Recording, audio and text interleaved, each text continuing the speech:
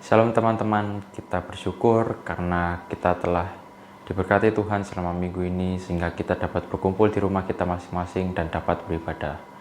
Sebelum kita mulai ibadah pada hari ini, saya undang teman-teman untuk bangkit berdiri dan mari kita mengakui bahwa pertolongan kita pada ibadah hari ini adalah dalam nama Tuhan yang menciptakan langit dan bumi. Kasih karunia dan damai sejahtera dari Allah Bapa kita menyertai kita sekalian. Teman-teman dipersilakan untuk duduk. Sebagai lagu untuk mengawali ibadah kita pada hari ini, mari kita bersama-sama menaikkan pujian mengikut Yesus.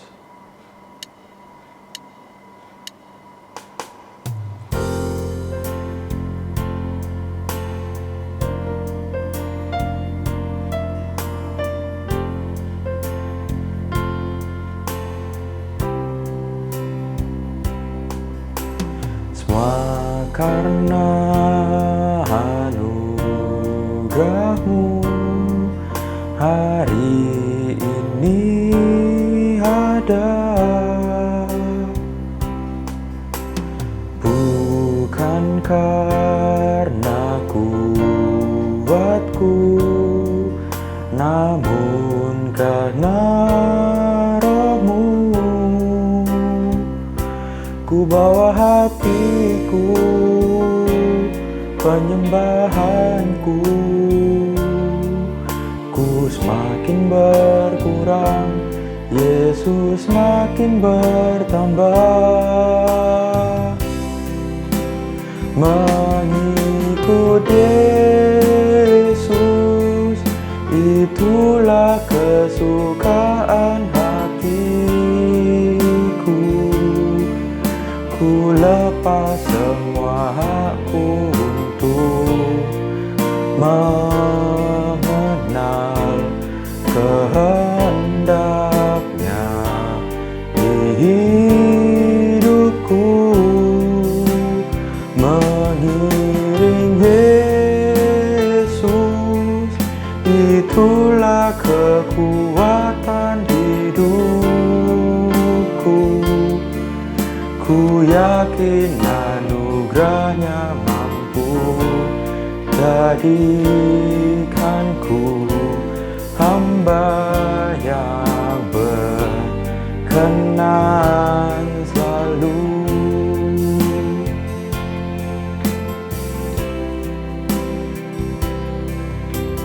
Semua karena anugerah-Mu hari ini ada,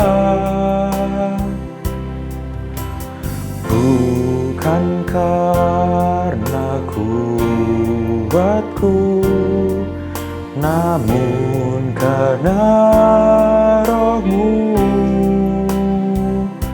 Ku bawa hatiku, penyembahanku, ku semakin berkurang, Yesus makin bertambah. Mengikut Yesus, itulah kesukaan hatiku. Ku lepas semua hakku untuk mengenal kehendaknya di hidupku. Mengiring Yesus, itulah kekuatan hidupku. Ku yakin anugerah-Nya mampu jadikanku hamba yang berkenan selalu.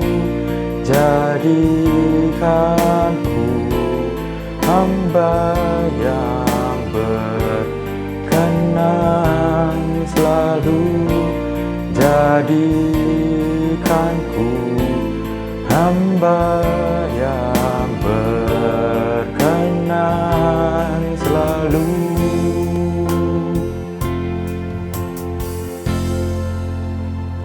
Teman-teman, mari kita berdoa. Tuhan, kami sungguh bersyukur atas berkat dan rahmat-Mu yang telah Kau berikan pada kami pada sepanjang minggu ini ya Tuhan. Kami sungguh bersyukur karena Engkau telah menyertai kami sepanjang kami menjalani minggu ini ya Tuhan. Tuhan, sebentar kami akan datang ke hadirat-Mu ya Tuhan, berkati supaya ibadah pada hari ini dapat berjalan dengan lancar ya Tuhan. Berkati sehingga device yang kami gunakan dan internet yang kami gunakan dapat berjalan dengan lancar. Berkati juga ya Tuhan firman-Mu yang nanti akan disampaikan oleh hamba-Nya Tuhan.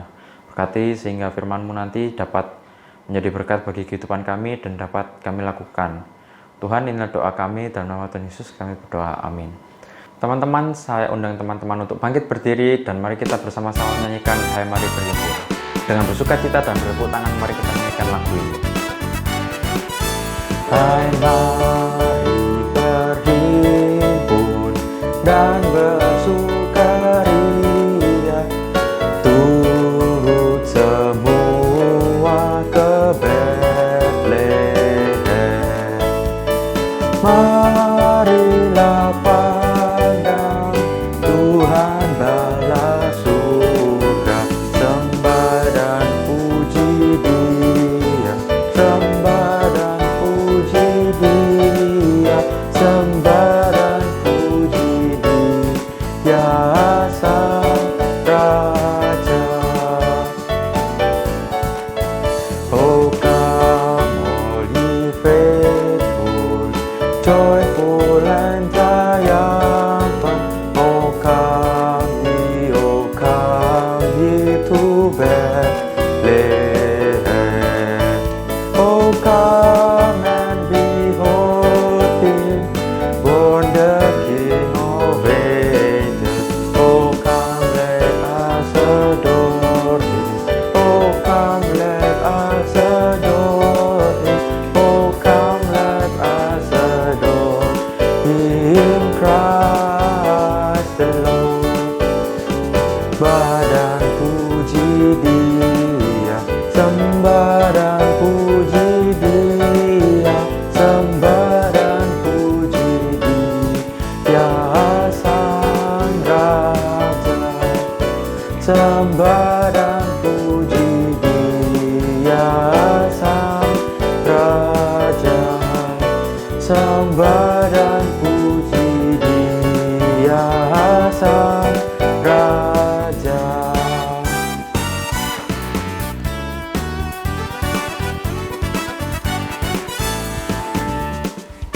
Teman-teman, dengan tetap bangkit berdiri dan bertepuk tangan, marilah kita nyanyikan Hai Beritakanlah di Gunung.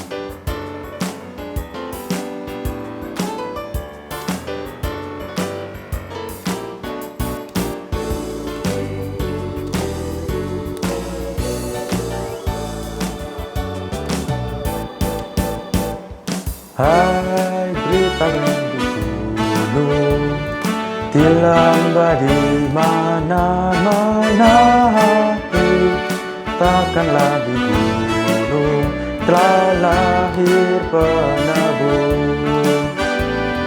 Beritakanlah di gunung, di lembah di mana-mana, beritakanlah di gunung, telah lahir penebus. Oh gembala di padang menjaga dombanya, tiba-tiba terpancar cahaya mulia. Beritakanlah di gunung, di lembah di mana-mana, beritakanlah di gunung, telah lahir penebus. Oh gembala di padang menjaga dombanya, tiba-tiba terpancar cahaya mulia.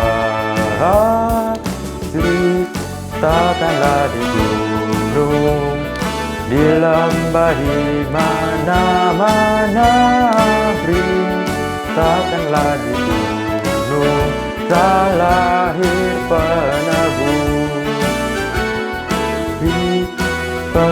penebus, telah lahir penebus.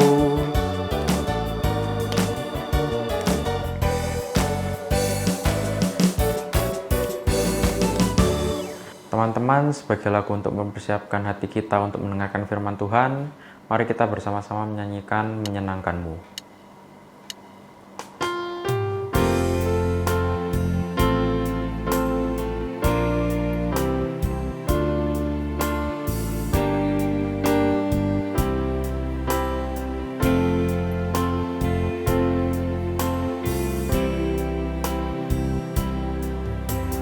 Tuhan, ku mau menyenangkan-Mu. Tuhan, bentuklah hati ini jadi bejana untuk hormat-Mu, cemerlang bagai emas murni. Tuhan, ku serahkan hatiku, semua ku berikan padamu.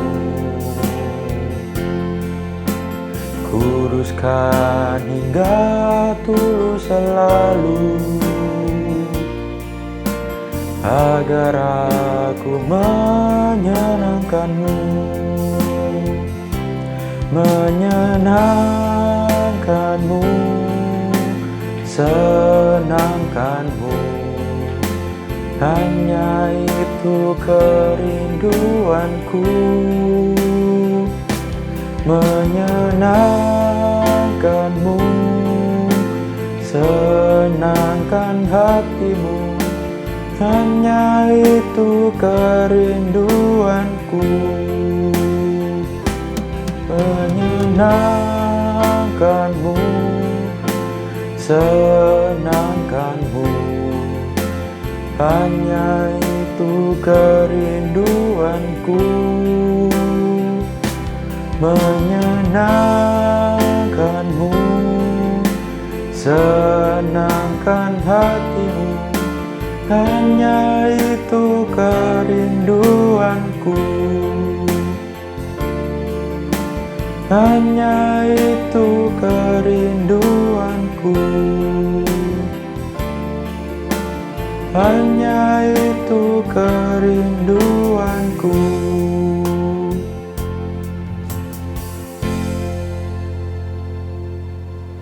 Shalom, selamat hari Minggu, selamat beribadah kembali bersama-sama di Persekutuan Komisi Remaja Eklesia. Kita bersyukur hari ini kita boleh berbakti bersama-sama, dan biarlah kita akan merenungkan kembali firman Tuhan bersama-sama dan belajar dari situ.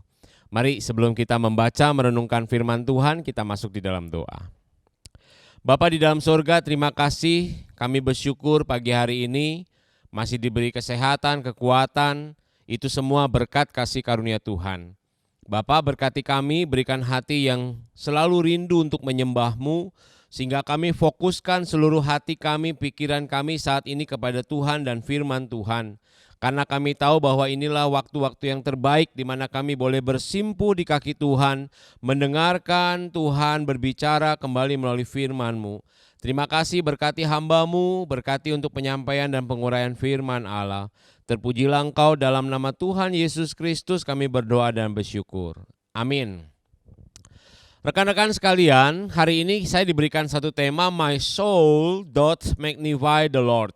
Ya, ini merupakan bagian dari nyanyian pujian Maria yang dikutip dari Lukas pasal yang pertama, ayat 46 sampai dengan ayat yang ke-56. Ayat 46 sampai dengan 56. Saya tidak akan membacakan seluruh bagian ini, saya hanya akan mengutip bagian yang 2 ayat saja yang saya rasa ini cukup penting untuk kita perhatikan. 3 ayat saja, ayat 46 sampai dengan ayat 48. Demikian firman Tuhan, lalu kata Maria, jiwaku memuliakan Tuhan dan hatiku bergembira karena Allah juru selamatku. Sebab ia telah memperhatikan kerendahan hambanya. Sesungguhnya mulai dari sekarang segala keturunan akan menyebut aku berbahagia. Teman-teman, kalau ada waktu lagi silakan baca sampai dengan ayat 56. Ini merupakan bagian nyanyian yang luar biasa disampaikan oleh Maria. Saudara, seorang anak muda berusia 16 tahun. Namanya Greta Thunberg. Dia dinobatkan oleh majalah Time sebagai Person of the Year 2019. Ya, 2019, Person of the Year. Dia merupakan seorang aktivis iklim yang asalnya dari Swedia. Dia seorang gadis muda yang cukup berani, cukup inovasi dan juga cukup untuk kuat menyuarakan apa yang perlu dirubah dari pemerintah dan juga seluruh dunia. Majalah Time menuliskan pengumuman begini. Berhasil mengubah kecemasan samar tentang planet ini menjadi gerakan dunia yang menyerukan perubahan global. Itu dikutip oleh majalah Times mengenai Greta Thunberg. Saudara, penghargaan majalah Time ini diumumkan ketika Greta ini kemudian menuduh para pemimpin dunia berusaha membakar gambar-gambar para aktivis lingkungan hidup dan mereka tidak mencari solusi untuk menyelesaikan pemanasan global. Greta mengawali aksinya kira-kira Agustus 2018. Memang caranya agak sedikit kurang etis ya. Dia bolos sekolah, berkemah di depan gedung parlemen Swedia dan kemudian meminta pemerintah setempat mengambil tindakan atas bahaya perubahan iklim. Memang apa yang dilakukan Greta ini luar biasa. Dan sekarang 2021 ini kita mengalami perubahan iklim ini, bukan? Bagaimana perubahan iklim begitu ekstrim sehingga banyak bencana-bencana alam yang bermunculan karena perubahan iklim yang kita rasakan, saudara. Sejak saat itu Greta menginspirasi aktivis-aktivis perubahan iklim di mana-mana dan apa yang dilakukan menjadi sebuah kegerakan global. Dimulai dari Swedia, dia bergerak sampai akhirnya ke seluruh dunia. Sesuatu yang luar biasa ya. Mengingat usianya cuma 16 tahun, mungkin seumur dengan beberapa di antara kalian 16 tahun.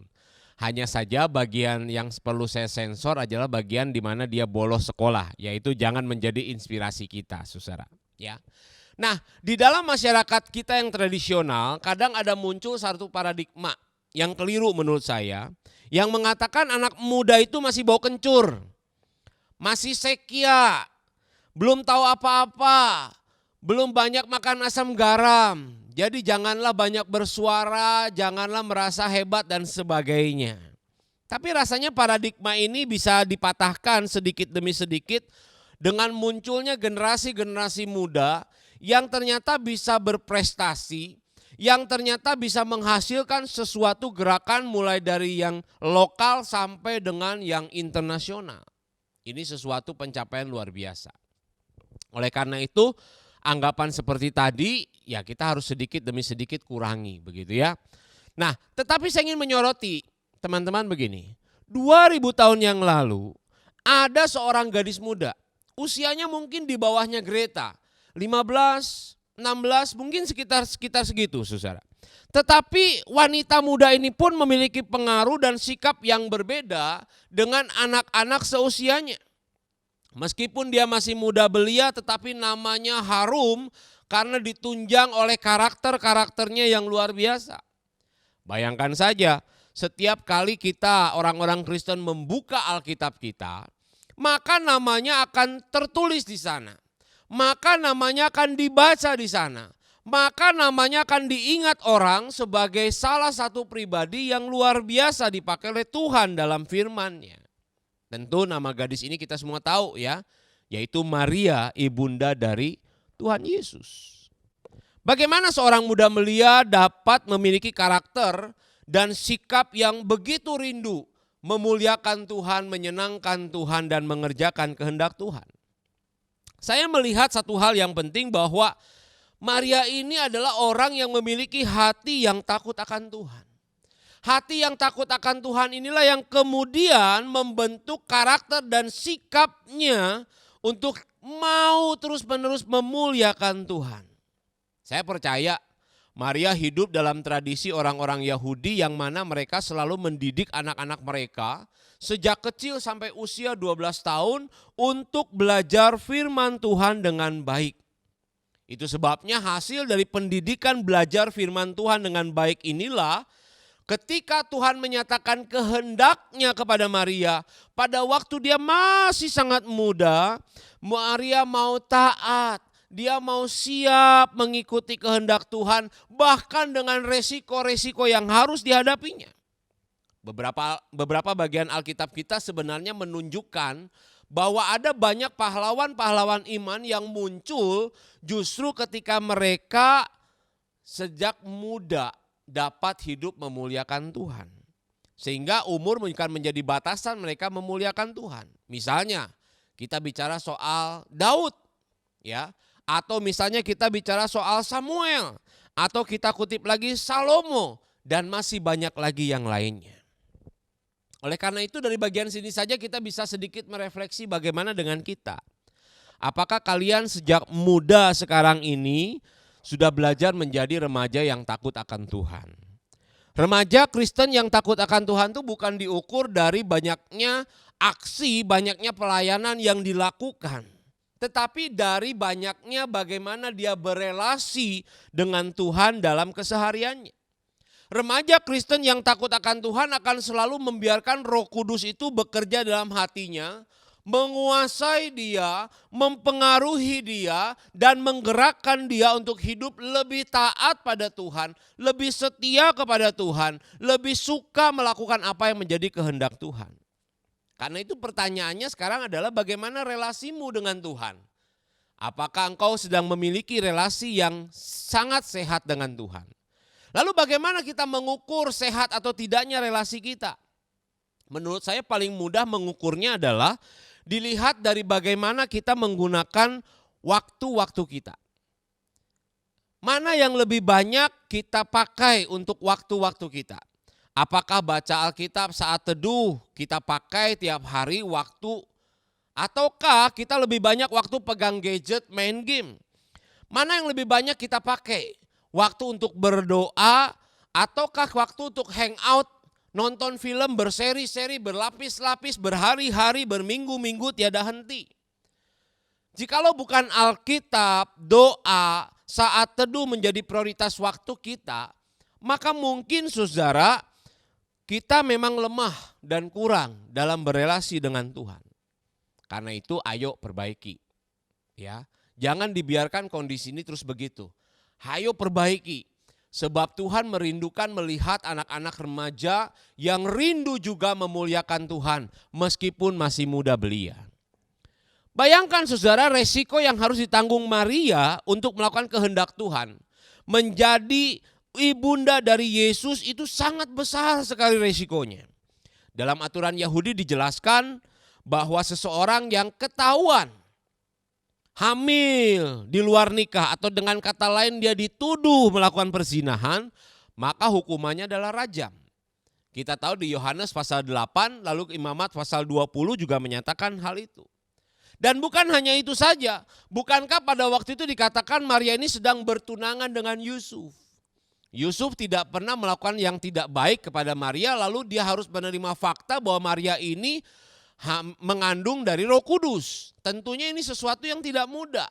Dia bisa diceraikan dengan begitu mudah oleh Yusuf karena dianggap mengkhianati janji kasih mereka. Pikir lagi coba. Bagaimana Maria bisa menjelaskan kepada keluarganya bahwa dia sedang mengandung dari Roh Kudus. Dan yang dikandung adalah bayi dari Yesus Kristus Mesias, Juru Selamat umat manusia. Ini tidak mudah sama sekali. Ini tidak gampang.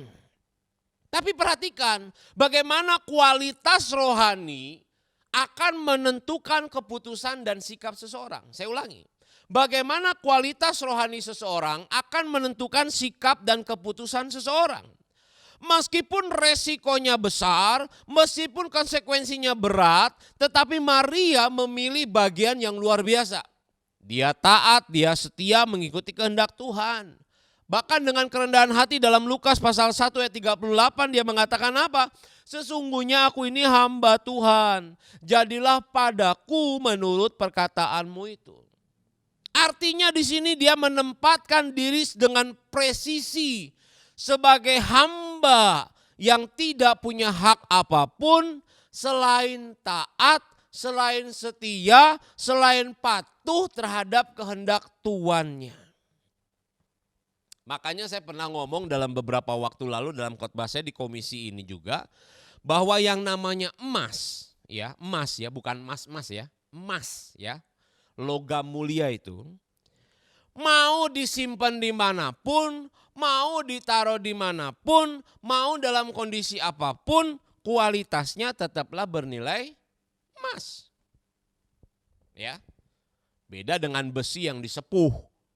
Kalau dia besi biasa terus disepuh, ya lama-lama dia akan rontok emasnya dan dia akan kembali menjadi besi.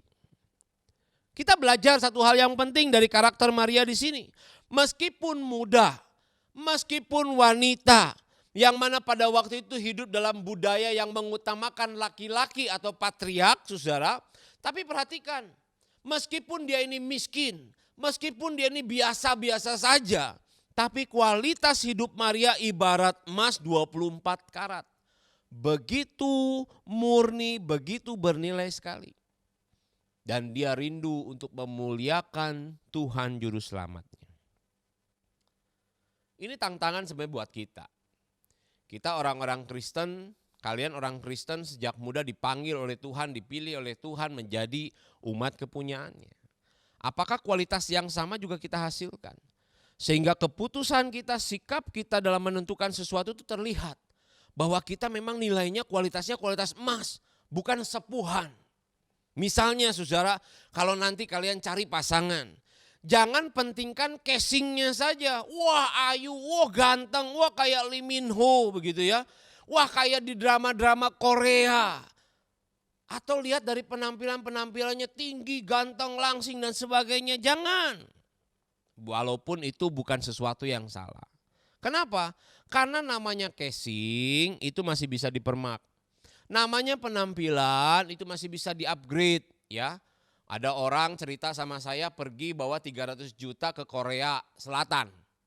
Ngapain? Permak wajah ya. Yang sudah tua kepengen kelihatan muda. Begitu pulang cerita sama saya usia 60 tetapi kelihatan seperti 40. Iya memang. Luarnya 40, dalamnya tetap 60 saudara ya. Nggak mungkin dalamnya kemudian berubah juga jadi 40, kan nggak bisa. Ya, apa yang luar, yang casing ini masih bisa di-upgrade. Tetapi yang bagian dalam ini nggak bisa. Dan nggak bisa menentukan kualitas di dalam. Ya, yang luar ini tidak bisa menentukan kualitas di dalam. Karenanya, kalau cari pasangan jangan cuma pentingkan casingnya. Jangan cuma pentingkan penampilannya. Tetapi apakah dia adalah orang takut akan Tuhan? Kalau dia takut akan Tuhan, dia akan menghormatimu, dia akan mengasihimu, dia akan menghargaimu sebagai pribadi kepunyaan Tuhan. Begitu banyak anak muda terjebak mencari pasangan-pasangan yang tidak seiman karena persoalan casing, soal penampilan, takut tidak dapat jodoh. Sehingga akhirnya harus menjalani hidup pernikahan ke depannya dengan sangat menderita. Jangan salah pilih. Maria, saudara, kita lihat di sini. Bersikap bagaimana dia memutuskan sesuatu yang luar biasa dengan segala konsekuensinya. Karena dia tahu bahwa Tuhan memilih, menetapkan dan memakai dia menjadi alat, ya, menjadi alat untuk memuliakan Tuhan dalam rencana keselamatan manusia. Dan itu semua Maria sadari terjadi karena kasih karunia. Bukan karena Maria sudah layak, Maria lebih kudus daripada yang lain, Maria lebih hebat daripada yang lain. Tidak. Maria menilai dirinya sendiri hamba. I am nothing, but God is everything. Tanpa kemurahan Tuhan, Maria menyadari dia tidak ada apa-apanya. Dan berkat kemurahannya juga, dia belajar untuk taat. Dia belajar untuk setia. Dia belajar mengikut kehendak Tuhan. Karena dia tahu Tuhan menjaga dan Tuhan senantiasa melindungi orang-orang yang memilih taat dan setia kepadanya. Karena itu yang penting bukan Maria. Bukan juga Yusuf. Siapapun yang terlibat dalam drama kelahiran Tuhan Yesus bukanlah orang-orang yang lebih penting dibandingkan dengan Tuhan itu sendiri. Kenapa? Sebab mereka bukan juru selamatnya. Juru selamatnya adalah Mesias. Itulah yang penting. Mesias itulah yang terpenting karena kedatangannya untuk menggenapi rencana dan kehendak Allah yang sudah ribuan tahun dinubuatkan kepada umat manusia untuk membebaskan manusia dari hukuman kekal, neraka. Itu sebabnya yang penting bukanlah Maria, bukan Yusuf, bukan orang Majus, bukan siapapun. Tetapi Mesias itu. Oleh karena itu dari sini kita mau belajar beberapa hal. Pertama, kita lihat Tuhan memanggil kita untuk menjalankan hidup yang memuliakan Dia. Untuk bisa fokus bagaimana menjalani hidup yang memuliakan Tuhan, maka kita harus memiliki dasar yang penting. Yaitu apa? Relasi yang akrab, yang hangat, dan bertumbuh bersama dengan Tuhan. Apa sarananya? Ada firman, ada doa, ada ibadah, ada pelayanan, dan lain sebagainya. Karena dengan hal-hal itu sajalah akan menolong kita semakin mengenal siapa Tuhan kita dan semakin berpengalaman bersama dengan Tuhan. Seperti Yesus katakan dalam Yohanes pasal 15. Ranting itu tidak akan berbuah dari dirinya sendiri. Ya. Jadi nggak ada satu ranting terpisah dari pokoknya lalu kemudian dia berbuah dengan sendirinya. Nggak bisa. Ranting itu tidak akan berbuah dari dirinya sendiri kalau dia tidak menempel, dia tidak melekat pada pokok anggur. Demikian juga kamu tidak akan berbuah jika kamu tidak tinggal di dalam aku. Kadang kita menginginkan hidup berbuah karena memang hidup berbuah tanda sebagai orang itu adalah murid Tuhan. Tapi sayangnya kita tidak menginginkan relasi yang akrab, yang hangat dengan Tuhan. Kalau orang yang relasinya akrab dan hangat dengan Tuhan, maka semakin dia akrab, semakin dia hangat, dia akan merasakan bagaimana Tuhan itu membersihkan dia terus-menerus dari dosa, dari hal-hal yang tidak penting, dari hal-hal yang tidak perlu. Tapi karena dia tidak baca Alkitab, dia tidak punya waktu berdoa, dia tidak punya waktu saat teduh, bagaimana dia mau dibersihkan? Bagaimana dia mau hidup memuliakan Tuhan? Karena tidak ada relasi yang dekat dengan Tuhan. Itu sebabnya pertanyaan pertama dari Katekismus Westminster sangat penting sekali. Apa sih tujuan hidup manusia itu? Apakah tujuan hidup manusia kerja, kawin, lalu kemudian punya banyak uang, beli rumah, beli mobil, plesir sana, plesir sini, sehat selalu, panjang umur, ya, apakah menjadi populer, YouTuber dan sebagainya? Apakah itu tujuan utama manusia? Bukan. Tujuan utama manusia adalah memuliakan Allah dan menikmati Allah. Dua hal ini tidak boleh dipisah. Kalau kamu ingin hidup memuliakan Tuhan, kamu harus menikmati relasi dengan Tuhan. Kamu harus bertumbuh dalam relasi dengan Tuhan. Kamu harus semakin mengenal siapa Tuhan.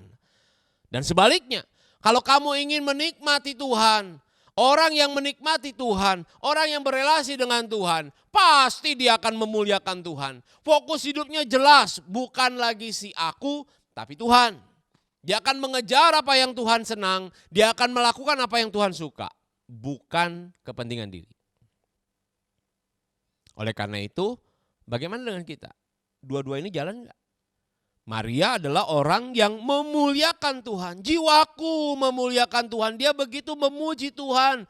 Menikmati relasi dengan Tuhan. Bertumbuh dalam relasi itu sehingga ketika Tuhan perintahkan apa yang dia mau. Maria katakan, sesungguhnya aku inilah hamba Tuhan.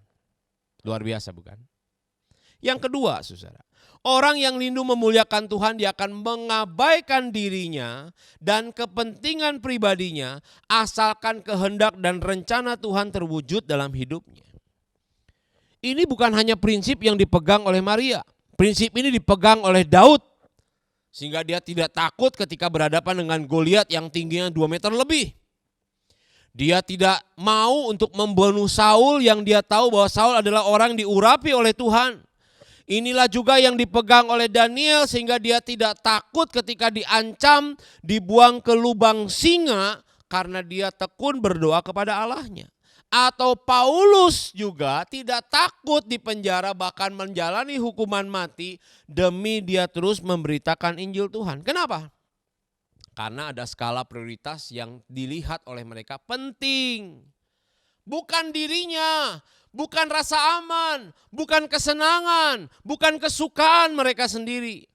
Tetapi bagaimana mereka hidup memuliakan Tuhan.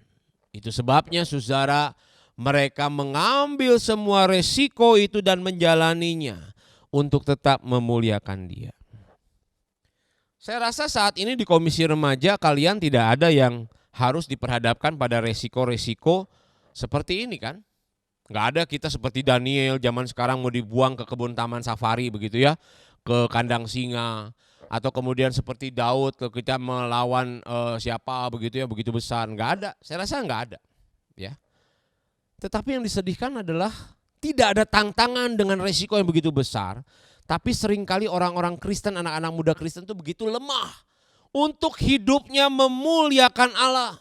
Kita mudah berkompromi, melanggar kehendak Tuhan dan rencananya. Karena apa? Karena kita takut zona nyaman kita terganggu. Kita takut kesenangan kita berkurang. Kita takut kesukaan dan keinginan kita tidak terwujud. Tapi saya mau kasih tahu ini pilihan yang salah. Jika kita mengutamakan kepentingan diri di atas kepentingan Tuhan, itu adalah pilihan yang buruk dan salah. Karena pada akhirnya Tuhan akan memperlihatkan kepada kita bahwa bukan kehendak kita, bukan pilihan kita, bukan kesenangan kita yang akan terjadi, tetapi kehendaknya. Kita kadang kompromi kan untuk memilih lebih senang jalan-jalan daripada ikut persekutuan atau ibadah. Kadang-kadang kita kompromi ikut-ikutan nyontek, ikut-ikutan berbuat curang waktu ujian demi hasil yang bagus dan supaya kita diterima baik oleh teman-teman kita kan. Kadang-kadang kita kompromi, kita cari-cari lirik-lirik cewek, cowok ya yang tidak seiman, memilih mereka daripada nanti saya nggak dapat jodoh. Ya, padahal usianya baru 15, 16, 17, saudara-saudara masih jauh dari semua itu. Apakah kalian umur 20 sudah mau menikah? Kan belum, ya. Lalu kenapa itu harus menjadi pergumulan yang hebat? Kita kompromi memilih tidak mau terlibat dalam pelayanan. Kenapa? Enggak mau repot.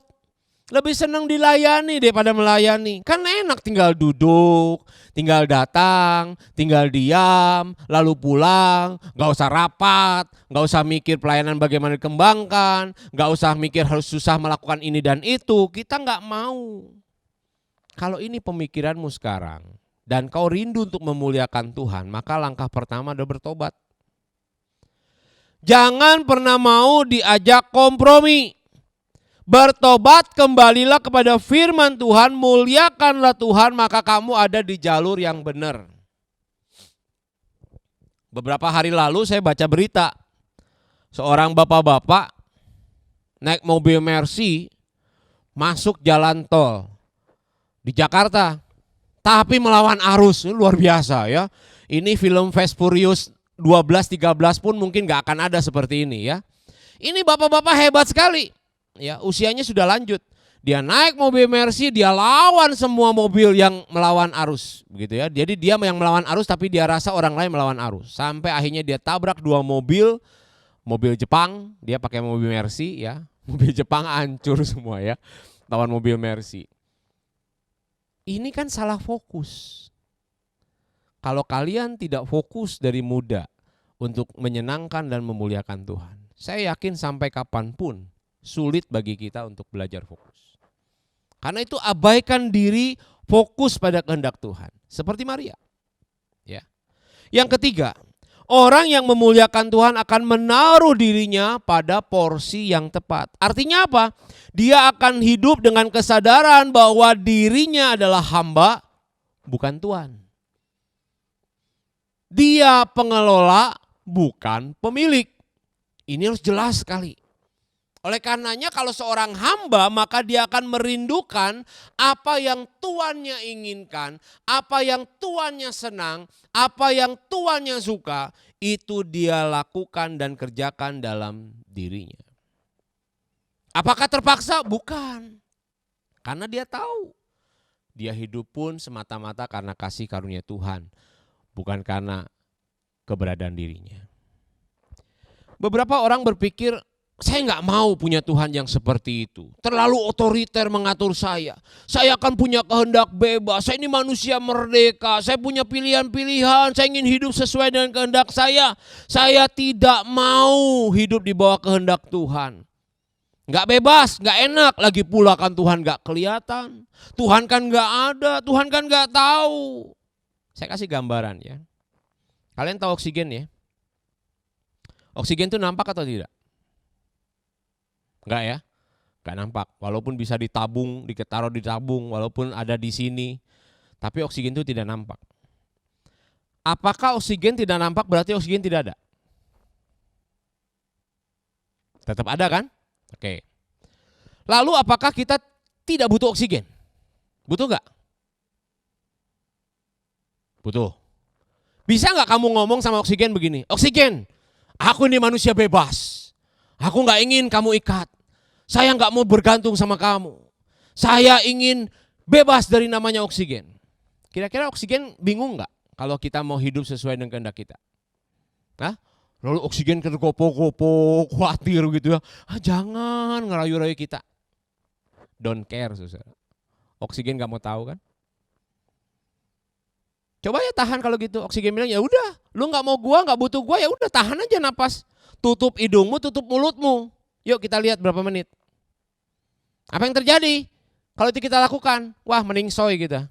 Ya, meninggal kita kan? Nggak bisa hidup. Kenapa? Karena oksigen itu bukan pilihan. Itu adalah kebutuhan, sesuatu yang penting buat kita. Tidak menghirup oksigen adalah pilihan yang paling buruk. Betul tidak? Demikian juga kalau kita berpikir hidup itu adalah saya. Semau saya, sesuka saya, sebebas saya, sesenang saya, sesuka saya. Ini semua tentang saya. Untuk kepentingan saya. Saya mau apa ya saya lakukan. Kalau itu prinsip hidupmu, hancur kalian. Hidup itu bergantung dari apa yang Tuhan katakan. Hidup itu bergantung kepada Tuhan bukan kepada pilihan kita. Kenapa? Karena itu keharusan dan kita tidak bisa hidup tanpa Tuhan. Saya mau kasih tahu, kita tidak bisa hidup tanpa Tuhan. Kalau Tuhan masih kasih kalian hidup sampai sekarang, itu karena kemurahannya saja. Bukan kalian hebat kok. Jadi kalau kalian menantang Tuhan bilang, aku gak mau diatur-atur sama Tuhan. Aku mau hidup dengan caraku sendiri. Tuhan bilang silahkan. Tuhan rugi? Enggak. Tuhan butuh kita? Enggak. Tuhan bisa ciptakan kita yang lain 1000 biji, 2000 biji. Betul enggak? Terlalu gampang. Oleh karena itu paradigma kita harus dirubah. Dan jangan sia-siakan karunia yang Tuhan kasih. Maria bisa saja dia bilang, aduh Tuhan, aku ini kan masih muda, aku belum kawin loh masa hamil. Nanti kalau aku dirajam batu ya apa? Kalau aku diusir dari keluarga besar ya apa? Kalau aku diceraikan Yusuf ya apa? Tapi orang memuliakan Tuhan. Dia akan menaruh diri pada porsi yang tepat. Aku hamba. Kau bilang apa? Silahkan. Monggo. Terjadilah. Tuhan menanti anak-anak muda yang punya hati seperti itu. Dan apakah hari ini dia temukan itu dalam diri kalian? Dan apakah hari ini dia menemukannya, kualitas yang seperti itu dalam diri kalian? Dan apakah kalian melihat bahwa itulah kualitas yang saya miliki? Atau kalau masih ada bagian-bagian yang perlu kita bersihkan, bersihkanlah. Bertobatlah, minta ampunlah pada Tuhan. Supaya Allah lebih leluasa untuk memakai engkau bagi menjadi alat bagi kemuliaannya. Saya ingin menutup khotbah saya dengan satu kisah. Seorang bapak-bapak tua, dia kerja sebagai seorang tukang bangunan. Dia sudah lama sekali bekerja. Lalu kemudian dia datangi mandornya, dia katakan, Pak, saya sudah tua, sudah capek, saya pengen pensiun. Lalu mandornya itu merasa, aduh ini pegawaiku paling ciamik, paling bagus, paling hebat, paling setia, paling loyal. Rasanya berat dia melepas. Tapi karena dia tahu sudah tua dan dia sudah puluhan tahun mengikut dia, maka dia katakan, mandornya katakan begini, ya sudah, saya minta kamu kerjakan satu tugas terakhir aja ya. Kamu lihat tanah kosong di sana? Ya. Bangun rumah sesukamu, sesenengmu. Semua bahan yang kamu minta saya berikan. Itu tugas terakhirmu. Lalu kemudian si bapak tua ini pulang ke rumah, cerita sama istrinya, sama anaknya. Istri anaknya bilang, ya sudah Pak, kerjakan saja. Dia berpikir, aduh mau pensiun, mau istirahat, mau enak-enak, kok nggak bisa aja begitu ya. Sehingga akhirnya dia muncul rasa malas. Dia muncul rasa enggan. Jadi dia bangun tanah itu dengan asal-asalan. Ya. Mulai fondasinya asal-asalan, mulai kemudian struktur bangunnya asal-asalan, bahannya juga asal-asalan, semua pokoknya dikerjakan asal-asalan. Setahun rumah itu jadi, ya setahun jadi itu. Begitu jadi dia datang sama mandornya, Pak Mandor ini kuncinya saya serahkan, sudah selesai ya, saya sudah tidak mau lagi kerja. Mandornya bilang, loh kenapa kamu kasih kunci ke saya? Loh, kan ini rumahnya Pak Mandor, saya kan hanya mengerjakannya. Loh, enggak. Saya sebenarnya mau ngasih rumah ini buat kamu. Makanya saya bilang sama kamu, silakan bangun rumah ini sesukamu, sesenengmu. Waduh saudara, kalau sudah jadi bapak tua ini apa rasanya? Nyesel ya? Udah dikasih kebebasan, dikasih kepercayaan, dia kerjakan asal-asalan. Ya terpaksa dia hidup dalam masa pensiunnya di rumah asal-asalan. Sayang sekali. Kita bisa menjadi orang tua seperti itu kalau kita tidak memulai sejak muda seperti Maria. Memuliakan Tuhan, menyenangkan Tuhan, fokus pada Tuhan, berelasi dengan Tuhan, tekun baca firman, berdoa saat teduh, jadi saksi Tuhan yang memuliakan Dia. Jangan menyesal belakangan. Oleh karena itu jangan sia-siakan hidup. Tuhan memberkati. Mari kita berdoa. Tolong kami Tuhan, kalau firman hari ini menegur kami, dan disitulah ternyata kami salah, ubahlah hati kami. Kalau firman itu mengoreksi kami, biarlah Tuhan terus memperbaharui kami. Makasih hamba-Mu sudah selesai bicara, biarlah Tuhan menolong kami, supaya kami hidup lebih memuliakan Tuhan. Dalam nama Tuhan Yesus kami berdoa dan bersyukur. Amin. Teman-teman, sebagai respons dari firman Tuhan sekaligus untuk mempersiapkan hati kita untuk memasuki doa syafaat, mari kita sekali lagi menyanyikan Menyenangkan-Mu.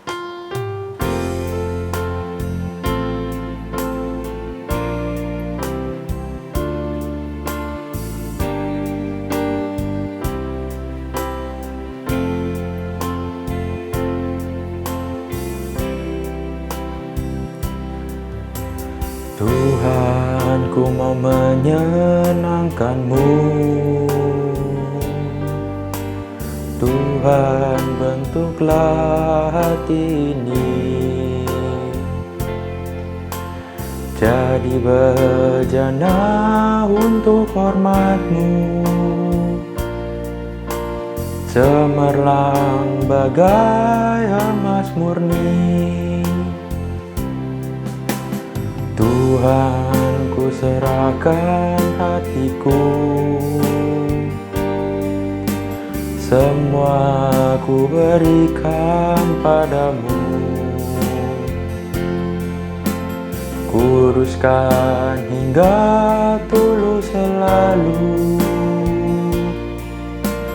agar aku menyenangkan-Mu. Menyenangkan-Mu, senangkan-Mu, hanya itu kerinduanku. Menyenangkan-Mu, senangkan hati-Mu, hanya itu kerinduanku. menyenangkanmu, senangkanmu. Hanya itu kerinduanku, menyenangkanmu, senangkan hatimu. Hanya itu kerinduanku, hanya itu kerinduanku, hanya itu kerinduanku. Teman-teman, mari kita berdoa. Tuhan Allah Bapa kami yang bertata dalam kerajaan surga, Tuhan yang kami sungguh bersyukur atas berkat dan rahmat penyertaan-Mu sepanjang minggu ini ya Tuhan. Kami juga bersyukur karena Engkau telah memberkati kami sepanjang kami menjalani pekan PAS ya Tuhan. Tuhan, kami berdoa ya Tuhan supaya pada nantinya nilai rapot kami dapat mengeluarkan hasil yang memuaskan ya Tuhan. Tuhan, kami juga ingin berdoa ya Tuhan untuk korban dari bencana letusan Gunung Semeru yang tak lama ini terjadi ya Tuhan. Tuhan berkati mereka ya Tuhan sehingga mereka dapat terhibur. Berkati juga proses pengevakuasian di daerah-daerah sekitar sana. Berkati juga aparat keamanan yang membantu mereka ya Tuhan. Tuhan, kami juga ingin berdoa ya Tuhan agar tidak ada terjadinya inflasi kasus COVID selama libur Natal dan Tahun Baru ya Tuhan. Tuhan, kami juga ingin berdoa agar Tuhan dapat menyertai bila ada beberapa dari kami yang akan berbagian ya Tuhan. Tuhan, kami juga ingin berdoa untuk persembahan yang kami berikan pada hari ini ya Tuhan. Berkati sehingga persembahan ini dapat menjadi berkat untuk nama-Mu dan dapat digunakan dalam pekerjaan-Mu ya Tuhan. Tuhan, inilah doa kami, dalam nama Tuhan Yesus kami berdoa, amin. Teman-teman dipersilakan untuk bangkit berdiri dan mari kita nyanyikan doksologi.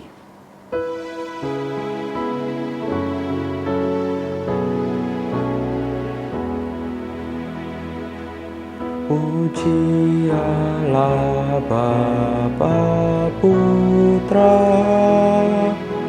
puji Allah Roh Kudus, ketiganya yang esa. Pohon selamat sumber berkah. Amin.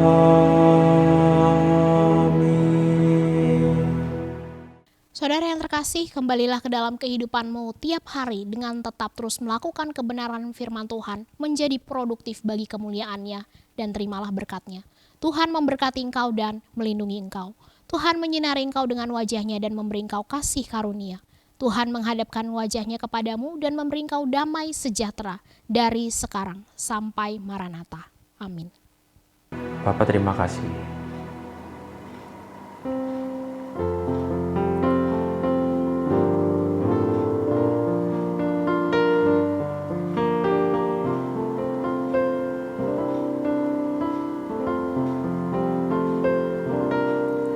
Bapa, terima kasih. Bapa, terima kasih. Bapa di dalam surga, puji terima kasih. Amin. Teman-teman dipersilakan untuk duduk, silakan bersaat teduh dan selamat menikmati hari ini. Tuhan Yesus memberkati.